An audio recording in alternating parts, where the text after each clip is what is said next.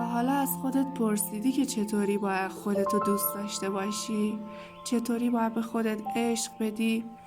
یادت باشه یه انسان قوی و قدرتمند باید عاشق خودش باشه و باید بدونه چطور به خودش عشق بده، چطور قربون صدقه خودش بره. کسی که عاشق خودشه خودشو تحسین میکنه و از خودش قدردانی میکنه. همه ما کارهای بزرگی رو انجام دادیم و مسیرهای زیادی رو با قدرت به اتمام رسوندیم، ولی از خودمون قدردانی نکردیم و این باعث شده خیلی از کارها از نظر خودمون بی ارزش تلقی بشن.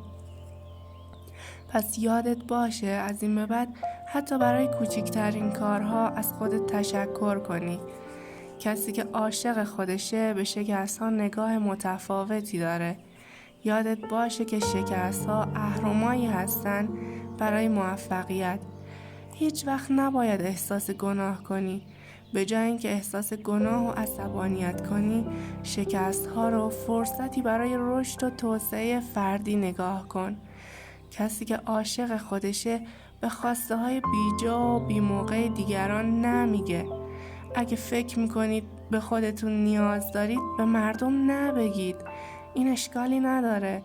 انقدر خودتون رو دوست داشته باشید که تصمیم درست رو برای خودتون بگیرید، نه برای شخص دیگه ای. کسی که عاشق خودشه هر شب قبل از خواب از بدنش تشکر میکنه.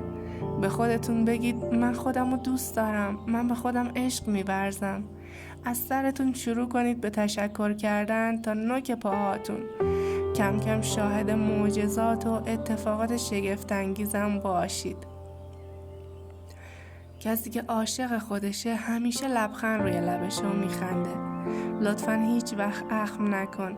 وقتی تو اخم میکنی به جهان هستی ارتعاشات منفی میفرستی. یادت باشه تو اشرف مخلوقاتی.